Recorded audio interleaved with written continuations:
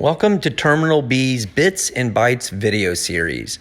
We know IT can sometimes be a bit overwhelming and confusing, so we break things down into bite-sized bits and simplify IT for you. Hello, everyone. Welcome to another video in our Terminal B's Bits and Bytes video series. And today we are here with Nicole Moss. And Nicole is a native Texan who has been working in HR and operations for the past 15 years. She's the owner of Moss Consulting, a fractional HR and recruiting firm that helps companies with generally less than 100 employees with the human resource needs. And today we are going to dig into Nicole's expertise and talk about when it makes sense to outsource your IT needs to a third party or when it makes sense to keep that function in that department in-house. Nicole, how are you doing today? I'm doing great. I'm excited to talk with you. I am too. And, as we were, looking to kick things off here, I said, I assume that there's a lot of parallels between when people start to invest into their budget and into their plans in HR department. You normally the owners and the cousins and the first few employees are the ones handling HR, and then they grow to a point where they're like, wait a second, we need to do this more professionally. And Right. I said, I'm assuming IT is parallel with that, but I'm not sure. And you said it absolutely is. So I think I'm so. super excited to talk about this, but let's just start at the top here. And again, feel free to share any real life stories that you have. But when people are looking, they're growing to the point. And again, I'll let you, with your expertise and what you've literally seen there in the marketplace, when people are growing to 5, 10, 20, 30, 40 people, right? When should, or what sort of things should people take inventory on? Like what's going on? Is it a feeling, or is there specific nuts and bolts data that they're looking at and taking into consideration when it's like, what, we might need to invest into proper IT, be it a hire or outsourcing? We can just maybe start there. Sure. So I have a client who they started with 4 employees and we've grown now to 12. When they had 4 employees, everyone kind of used their own laptop, pieced things together. Somebody brought their own printer, everyone could kind of like connect to it via Wi-Fi. It was, ordering like ink and whatever off of Amazon. Then you get 5 people and 6 people, and piecemealing things certainly starts to really not make sense very quickly as your team starts to grow, especially when it's fast. And I think there's 2 spokes to this. One, it's frustrating when IT doesn't work, right? And there's not really like an accountability person who you can say, okay, he's the IT guy. He can fix my computer, when none of the computers are the same. Some are Macs, some are PCs, the whole nine.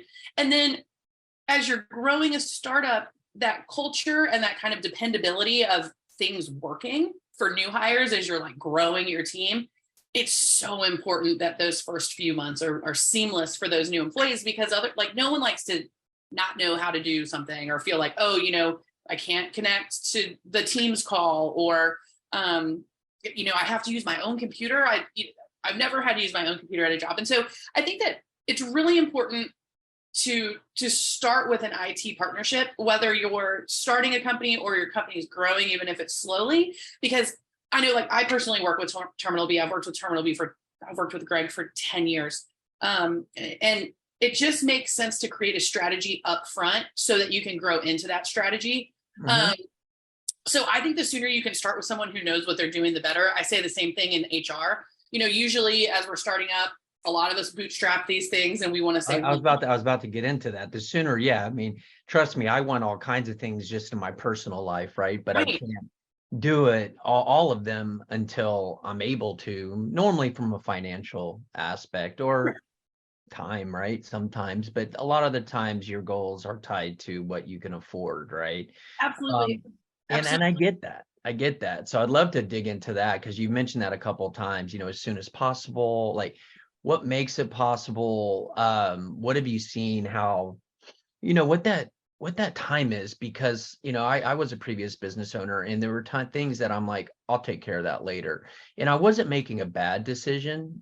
Sometimes I was, but I wasn't always making a bad decision. It's just like, that's next. That's something I'll take care of next quarter, next year, or whatever. Right. So walk me through a company that you've seen. And again, I don't want anybody starting to spend money that pulls from payroll, right? And they Sure. can't payroll, right? You know, So yeah, like, where have you kind of like, because I want somebody to hear this and be like, that's me, meaning that's me. I'll push it off. That's me. I need to do this now. Or that's me. I probably need to hire somebody internally for my needs, right? So yeah. let's just kind of walk through that maturation that you've seen. And again, that's why you're so amazing to interview for this, because you specialize in helping companies grow to that next level, which is why you're so valuable to them. So Thank you. yes, Well, I can even speak with my own, like my own experience as we were building our company. My husband and I are partners in our business. And, I remember it was, gosh, probably 6 years ago, we started talking about this. We've been alive for 5. But when we were building that business plan, because I had worked with Greg for so long, I knew without question, I needed an outsourced IT partner right away. IT is not my strength. I don't know how all the things work. I couldn't even get Teams to work. That's why we're on Zoom. So I'm not the person to make those decisions. And knowing that through all of my other experiences working as an employee at companies where Greg and Terminal B were the managed IT solution, I knew I needed to talk to him because I am also, as a business owner, I think we all do it. That'll be better for my budget next quarter, or that's not even in the budget for this year, or we're going to have to figure this out another way. But what I think I've learned with IT specifically is IT's in everything we do. If we carry our phones, which are just tiny computers, and we're all running our businesses off of our phones on the run. Our employees are running their business, that they help us with on their phones and on their laptops. And so I think that with IT, the longer you wait, the more expensive the fixes are going to be. I've seen that with several of my clients that I've brought on, and I'm like, hey, we need to talk about IT because, when we're dealing with HR issues, I need secure access to their servers. We're talking about like encrypted files and making sure that we're, up to code as far as maintaining people's information. And it is a risk to my company if my clients are not set up in a very secure way. Interesting. Yeah. And so it's really important, I think, and that's just one aspect. I mean, think about all of the data that they're just like, that's just floating around in like, their Gmail, right? And they're like, well, maybe next year I'll get like a Dropbox and figure out how that will sync to my computer, and then my employees can have logins. And it's so expensive later to not just get ahead of it and create a plan, especially, and if you can, in your business planning model of your business, going through and writing out that plan for your first year, your first 3 years, getting IT into that right away. I think that as you grow will make bringing people on much easier.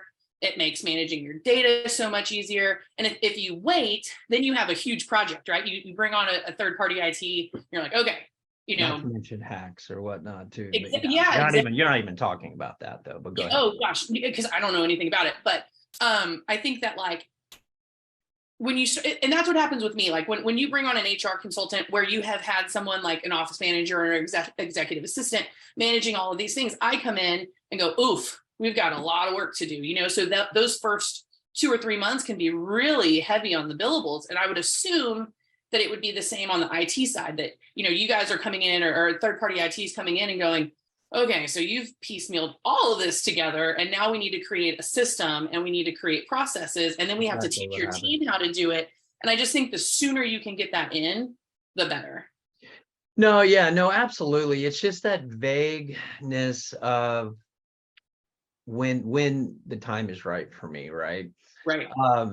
And when it's just like, okay, if you don't have this now, like, you're crazy pants. But again, and again, I think the parallel is so similar. Like, I know you work with companies 25 to 50 is what you mentioned, but I assume people grow into that. So Sure. You've seen people go from like 5, 10, 15, 20 on up. And I bet you maybe looked and even turned people away saying, "Ugh, your numbers are too tight. You can't afford me right now," because I know some of your numbers, and I know the immense amount of money that you save companies by outsourcing to you. I've gone to your, various things and seen your numbers and whatnot. And that's the same methodology here with us. The idea is, you end up saving money. But again, until you get to that point, and then once, so I'd like to say, like, where have you been, like, right around this number? If you're not looking into this, really start looking into it now, like, for sure. About what number is that and the growth that you've seen? Because again, I think it's going to be very similar number to IT. Gosh, again, I can't stress enough, the earlier the better, but really once you get to 15 is a magic number when it comes to HR. I could see, though, with IT being much sooner than that, especially if they are in hyper growth mode where they're onboarding a lot of people. It helps everyone when there's a clear process on how to onboard, where's the information. I do want to mention, though, and I think it's really important when we're talking about outsourcing, is these small companies, and when I say small companies, we work with people to up to about 100 employees. At that point, it probably makes sense to bring on a full-time employee HR. I was about to get into that. I was like, when have you passed people back and said, okay, you probably need to be taking care of this, but go ahead. Yeah. And that's great success for us when we can help them grow to that point and then help them, find, hire, onboard, and train their HR director to go make dreams come true on their own within that company. That's extreme. That's our goal. That's extreme success for us because we've helped get them to that point. I would think with IT, until you get to that point, and I don't know what the numbers are for IT, I would imagine probably you could probably hang on to a client through hundreds and hundreds of employees as a third-party IT group, just because you have a whole help desk. When you have a help desk of guys, I don't know that it makes sense to have a full-time salaried employee with the burden of health benefits, 401k matching, PTO. Let's talk about that since you brought it up. And again, when we were starting this conversation, I was like, the last thing we want to be is pushing people to what we would want, me and you, meaning more business or anything. Sure. This is purely educational based. So I just preface that by saying what I'm about to ask, because it is going to sound like, hey, look at all these fearful things, but they need to be known. Sure. And no better person to ask than you. So when you're outsourcing something, you see your bottom line. It's this cost, it's this amount. Here's the number, put it in as a line item. But when you're hiring people, what are all the things the burden that people, maybe you haven't thought of? They understand it happens, but they're not really thinking it when you're comparing this to an outsource, right? So what are some of the burden that goes into one employee? Let me tell you a story. I recently took over a client a couple of years ago. They were paying their director of HR $130,000 a year. That's her salary. On top of that, they were paying 100% of her medical costs. So that's probably, I'm guessing probably $400 a month. Dental, vision, that's probably another $50 a month. 401k matching, they were in a safe harbor. So they're matching 4% of her salary. And so, so you start looking at that, and $130,000 employee is quickly, with burden of just the cost side of it, 150, maybe 160, depending on how rich the benefit plan is. If they have an HSA that they're contributing to. So if you look at the dollars, that's a lot, but then you have to think of the soft cost, right? That person is going to be sick. She's accruing PTO. That you pay out, usually in a policy that says that they pay out so many days when that person leaves or retires. So it's a high cost in money, and then there's also the soft cost of this person's not a machine. They don't have their own team, and if they do, they're reliant on this director of HR to get anything approved. With my company, I came on, I billed that same client, do the same level of work, same level of service to the employees for probably $50,000 a year. So I'm saving them a huge amount in just the hard cost of that. They don't pay me benefits, right? I'm not on their 401k plan.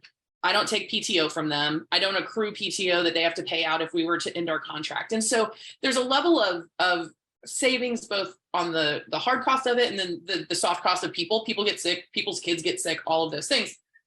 Now, when we look at it as far as dependability, it's a great checks and balance. And I'm sure this is for on the IT side as well. They have someone who we are legally contracted together. We have discussed the terms, who holds what information. How do we document that? I have a team of people that help me run everything every day. So if something happens to me, my company goes on. My business. That is like almost the number one redundancy. The redundancy is everything. When you're growing a company, that was always my biggest fear. I've been involved in 2 growths, and the number one fear, we called it hit by a bus. Right. Right. And oh my God, you go to sleep every night. Like, what if something happens to that person? Right. And we probably had 4 or 5. I mean, everybody has 4 or 5 of those in a company for the most part on very, very key roles and key initiatives. But I don't know, you have no choice. But that's the mind of an entrepreneur. Jump off the bridge and build it as you go, right? You build the wings as you go. But yeah, so anyways, yes, that's huge. Our business, it's been really interesting because, for the longest time, it was just me. And it's amazing that as we're training people and as we're, bringing on recruiters and HR generalists, and my husband is now my business partner. He quit his job and is now with Moss Consulting full time, which is so exciting. But when we have that growth, and I think what happens in every company, like you said, every entrepreneur is like this, so much of it lives in here. And if something were to happen to me, he wouldn't know how to log into my partner wouldn't know how to log into my Outlook to be able to answer emails that our clients are sending. But Kevin with Eternal B, our third-party outsource IT group could definitely help us. So I think it is redundancy is key. And then to have that kind of brain trust with someone else that has a whole team. If I call in sick, my team is still, nothing stops the bus at that point. Things continue to go. So I think that when you're small enough that you don't need a full-time person, back to the story I was saying a second ago, that person was getting also paid for working 40 hours a week. And I don't think there was any mistrust. There was a great person. She retired. She was with the company for a very long time, but I'm doing what she was doing in 40 hours a week. So, 160 hours a month, in between 45 and 50 hours a month with my team. So we're able to tackle things, multiple things at a time. And so, I think that it would be the same with IT, that you probably don't need a full-time salaried IT person sitting in your office all the time, unless you have thousands of employees, I would assume. Because what are they doing when they're not changing someone's password, onboarding a new employee, helping with the termination of an employee? What else are they doing? There's only so many file systems that need to be built. There's only so many, syncs that need to happen that might mess up, or, I don't know that there's a full-time job for an IT person with less than, I don't know. Would it be like 500 employees? I don't know. I would say I'd venture to the number that you mentioned earlier, around the 100, Okay. because we, sometimes you do want, maybe it's just a want, you want somebody there at all times, right? And then we work with people in a co-managed capacity, and I was actually going to get into that with you right now. In fact, I'll table that. Well, we can dig into that now. A lot of times people do want that comfort of having that person internally, right? Do you only work with companies that you're their HR full kit and caboodle, or do you team up with somebody internally sometimes? That's an interesting question. I haven't had a chance to team up with anyone yet, but I certainly would. That's an interesting question. I think, if it doesn't happen for you, it doesn't happen for you. I know it happens for us, but I was just looking to see a parallel with you. So I could see it happening. Where on our end, it normally comes down to, there's 2 levels of IT, right? There's 2 sides to it. There's the help desk, the knick-knack, every day, keep things going. I need help. Now, that's what people really understand IT to be. Mm-hmm. It's really only half of it. The other bigger parts are the infrastructure, making sure security's in place, the syncing, the big overlay of everything, right? So for us, you might have somebody who's been in that role that people always go to them, and they are busy all day because things are always, and they have that person, but they don't have that higher level, which again, your higher levels, I would assume, would be the culture aspects and the bigger stuff, right? While somebody running payroll and yada, yada, yada would be like our help desk, right? So to us, that's how it would work. I was just curious if you experience that, but to me, that would probably how it would be go. You come in and work from a big higher level while somebody's taking care of the knick-knack payroll and whatever. Yeah. You know, and I think that this would parallel like with the help desk, like you had mentioned, you know, a lot of what we initially are brought in to do is help take over payroll, benefit administration. Hey, I lost my medical card. Can you get me a copy of it? That little day-to-day stuff that it does take time. Yeah. And that usually on our end, and I would assume with smaller companies, this happens with IT as well, is that there's like, you've got a designated kind of catch-all person who does all the things, right? It's usually an office manager, an assistant, someone who just kind of is very good at managing a lot of different tasks at the same time. And I could see that person being like, oh, okay, well, we got a new employee coming in. I need to order the laptop and the dock, and I'll set it up on their desk. But meanwhile, that person also has to run payroll and be an assistant and answer the phones and make coffee and greet people and, you know, do all the things. And so I think very quickly what needs to come off of that person. And I think it would make sense for IT to come off of that person first, right? Depending on their for them to just do a ticket and say, hey, we've got a new employee starting in 15 days. Can you order the computer, schedule That's a big one. Yeah. It's huge. It's huge annoyance for them. Yeah. And it's a lot of time. You know, it really does take a lot of time, especially when that person is deadlined on other things that take time and you know, other people's minds are just as important or more important. And so to have someone that you can call and just kind of delegate that work to, and you know it's going to get done, and you know it's going to get done right. And if it's not done right, you know they have a team of people that are going to help fix it. I think it's critical. It's critical eventually as you're growing a team. No, absolutely. But just like with everything in life, there's two sides to the coin, right? And there's potential either risks or things you're giving up by outsourcing.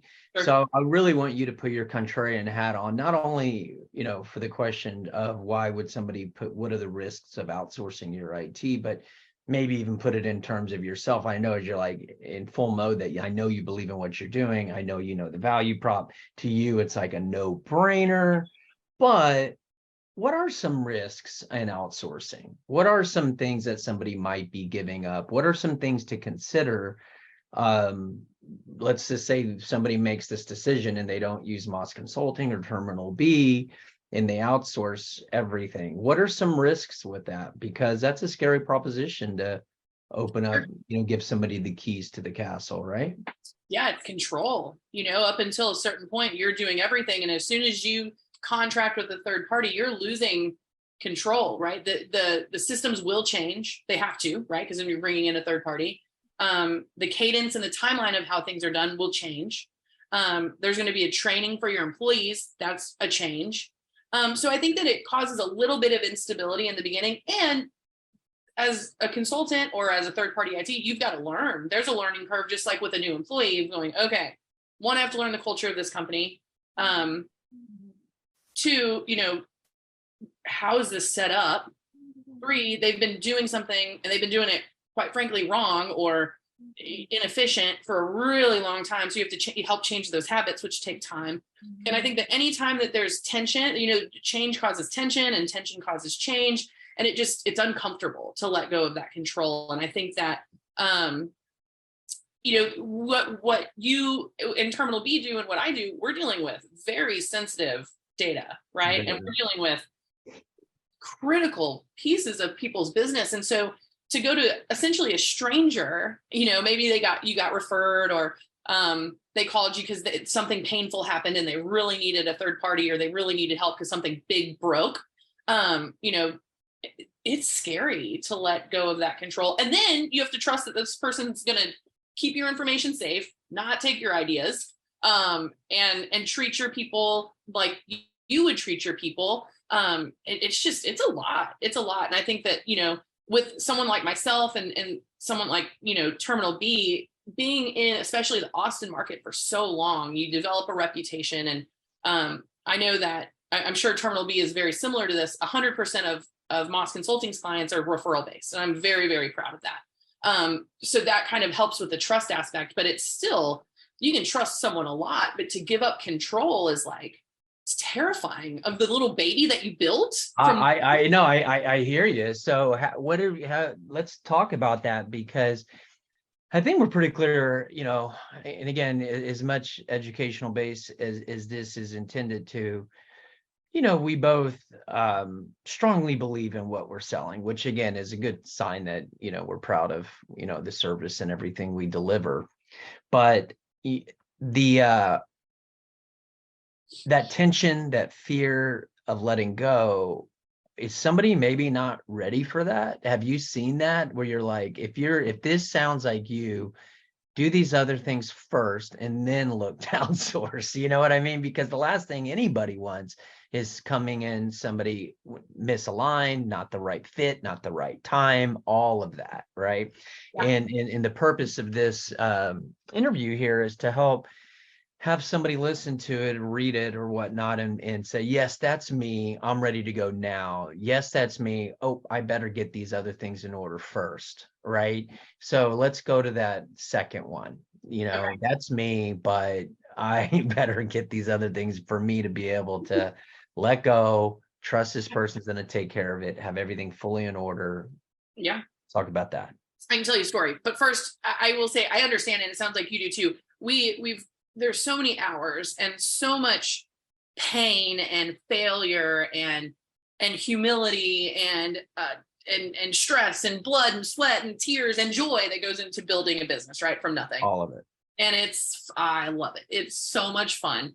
However, at a certain point, I think we all as entrepreneurs, as we mature in both age and experience of growing these businesses I'm at least as I've gotten older, my risk tolerance has certainly gone down. And I think that just is normal, maybe, anyway, I'll tell you a story. Well, I'll tell you two stories, actually. One, my husband, who's my business partner, just started, right? January 1st or January 2nd was his first day. And I'm having this is my most trusted companion in the whole world. He's my best friend. I love him. He helped me build this business from the ground up, but he's like now full time. And I'm even having a hard time being like, okay, I'm going to give you these things, and that's my husband and my life partner. So I think that it should not be, it's funny, but like, it's a very serious thing to give over control, like a very serious thing. I met with a client or a potential client at the end of last year. And how colorful can I be on this podcast? I don't think we have any censors here. So, okay. So authenticity is key. So okay. Drop the F-bombs and whatever okay. you want to do. So I went to this meeting, and I was pre-warned that the CEO, I love working with women. But I was told the CEO is intense, was the word that was given to me. And intense was exactly the correct word, but in its true definition of the word intense. And she was no bullshit. She said, hey, what happens if you die? Like, I'm giving you want to do my payroll, you want to do my benefits, you want to do my workman's comp, you want to set up employees in other states. What if you die? And I said, well, we have redundancies in place. My husband is my business partner. And she stopped me. She goes, what if you get divorced? I was like, whoa, I don't know. I have a HR generalist underneath me who would help. We would rebuild. And she's like, well, what if she dies? And I was like, okay. And she literally asked me, what if I was taken out, murdered, buried somewhere, no one would find any of our bodies? What happens to her business? I had no idea what to say. It was intense. But I get it. I sat there and I tried to put myself in her shoes and say, oh my, I totally get it. I'm asking to take over all of her critical things that keep the livelihood of her employees high, that make sure that her employees and their families can go to the doctor, make sure that they're not going to get fined because we set someone up in a different state the wrong way because we're living in this very remote world now. And we kind of got past all of this. And how I started it I said, look, I really want to work with you. I think that you guys need our help. There's a lot of things happening that is true that she needed our help. But what we started with was, maybe you can help with our workman's comp. Let's start there. And I was like, that's great. So I'm going to build trust with her by taking this very small piece. Obviously, that was a painful piece for her. And I'm going to help her with this one small piece of her business and slowly gain trust with her as we, slowly take on new things, build these redundancies within their servers and within their environment so she can see everything we're doing. And that was a really stressful meeting, very intense. But once we got through all of that, to the pain, her pain was, look, I'm scared something's gonna happen to you, and then I have no control. I don't know how to pay my people, right? And that's a very real fear. And I think she's a CEO for a reason, because that is a genius line of questioning. I didn't even think about what if you get divorced, on all of it. So I finish the story, and I think we might end on that point, because I think that needs to be a question asked of anybody you outsource to, assuming it's a critical matter. If it's graphic design here or there, and it's a project based and it's over and it's done in a week or two or a month. right. No For this work. ongoing relationship. The ongoing relationship, you must ask that question. What if you die? What if that person dies? What if that person dies? Right. What if that person ends up shooting you and they go Who to jail? knows? And it completely made sense why she was asking those questions, and I got it. And so once we got through all of that, she's like, okay, help me with my workman's comp. And that's what we're doing with her right now.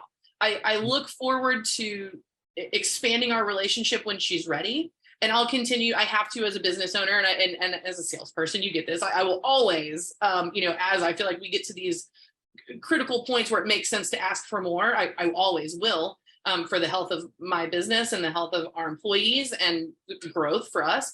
But I just taking her temperature and understanding her tempo and understanding, the job that it's not the job that we think we're doing, the job that she thinks we're doing, to begin to kind of broaden that relationship. And I think it'll come with time. And I do think that this CEO is going to be one of my greatest referral sources. And she will be. They always are. The ones who start off like that, you crack that nut and they always become your biggest ambassadors. A little shout out to Jay Bear, big marketing guru I've became friends with. He had a book called Hug Your Haters. So when people lean into you like that, lean back with a hug and address them, and they become your biggest ambassadors and advocates. I know I said we were going to end there, but I wanted to bring one other thing up. Sure. Hope I didn't forget. It was in and around the line of questioning she was asking, but oh yes, letting go of certain things in that way, certain aspects to take on. Golly, what was I going to ask? I'm having a brain fart. It was like you were talking and I was like, I want to follow up on this, but it was in and around the idea of letting know of what to let go of first, and letting know what you might want to kind of start to unload. Man, I forget, Nicole. I'm gonna let it go. I'm having that stage fright moment where you have this most amazing question asked and you get called on and then you forget what you're gonna ask. So when you think about it, just email me and I will. But I wanted other people to listen to it as well. But oh well. I'll think about it. I'll think about it later, and we'll add it to the blog. Yeah. Perfect. And this will not get edited out. Like I said, authenticity is the key to everything, and transparency. So I agree. I forget stuff. So, all right, Nicole, well, that was really helpful. I really appreciate you bringing, all of this to light in your, what your true guidance is in these areas, because you're at the epicenter of growth with companies. You're seeing the ins and outs of what people should be spending money on, when they should outsource, when they should, internally, handle everything, the whole shebang. So I look forward to talking about other topics like this with you, because again, I really want to help small businesses grow, and we do that through IT and whatnot. But more than that, there's other areas outside of IT. So we'll have a discussion next time about, the top 5 areas that you've come in that people need to clean up or something in their company or something. Yeah, just let me know. This has been fun. I've really enjoyed it. Yes, absolutely, Nicole. I appreciate it. And on to the next one. Okay. Have a good rest of your day. All right, you too. Bye.